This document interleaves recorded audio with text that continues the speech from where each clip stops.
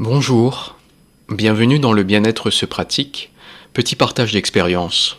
Je suis Johan Bréant et aujourd'hui j'aimerais vous parler de quelque chose que nous partageons tous. Un langage invisible, un territoire commun, le catalogue émotionnel. Ma quête de bien-être m'a amené à explorer la guérison dans deux dimensions, la plus cartésienne et la plus spirituelle. Entre ces deux axes, il y a un point de rencontre essentiel, la vallée de l'émotionnel. C'est un passage obligé, on y revient toujours, quoi que l'on fasse, quoi que l'on comprenne, parce que c'est là, au cœur de nos émotions, que tout se joue dans ces nœuds émotionnels, universels. Nous les portons tous, sous des formes différentes, avec des intensités différentes.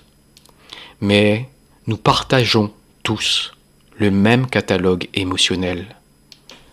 Dans ce catalogue, il y a d'abord les fondations, les blessures de l'âme, le rejet, l'abandon, l'humiliation, la trahison et l'injustice. Ces blessures apparaissent très tôt, à un âge où nous ne savons ni les nommer, ni les comprendre, ni les réparer. Alors elles restent là, en silence, jusqu'au jour où elles parlent. Elles parlent à travers nos relations, nos choix, nos blocages, nos schémas répétitifs, et parfois notre corps. Ensuite, dans ce catalogue, il y a un deuxième niveau, les blocages. Ces mécanismes intérieurs qui freinent notre élan, la peur de réussir, les croyances limitantes, le syndrome de l'imposteur, le doute, la notion de mérite, la carapace émotionnelle, la dualité intérieure, le manque de confiance en soi, l'auto-sabotage, l'amour de soi impossible, l'ego tyran. Ce ne sont pas des faiblesses, ce sont des adaptations, des tentatives de protection issues de blessures plus profondes.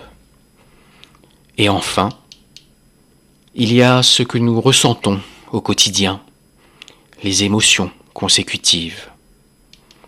La tristesse, la solitude, l'impuissance, la colère, la culpabilité, la peur. Ces émotions ne sont pas des problèmes, elles sont des réponses, des signaux, des messagers qui viennent nous dire quelque chose en amont a besoin d'attention. Et c'est là que tout change. La libération émotionnelle, ce n'est pas un luxe, ce n'est pas un concept abstrait. C'est un geste de premier secours que l'on se porte à soi-même. Quand une émotion surgit, quand une blessure se réactive, quand un blocage apparaît, nous avons la possibilité d'agir, de répondre. Dans ma playlist, je propose des pratiques comme l'EFT pour les blessures de l'âme, qui permettent de gérer ces états au moment où ils se manifestent. Mais il est aussi possible d'aller plus loin, d'aller à la source. C'est dans cette intention que j'ai développé une pratique de libération qui agit directement sur les blessures, les blocages et les émotions consécutives. Un travail plus profond, au niveau du nœud, là où tout a commencé. Parce que l'objectif n'est pas seulement de se sentir mieux sur l'instant, mais de permettre à certaines répétitions de s'arrêter.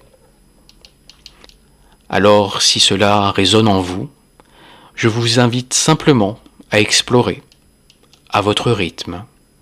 Vous trouverez davantage d'informations dans mon profil. Et souvenez-vous, nous ne sommes pas cassés, nous sommes simplement chargés d'histoires émotionnelles qui demandent à être reconnues. Et une fois reconnues, elles peuvent être libérées. Merci pour votre écoute et surtout, prenez soin de votre monde intérieur.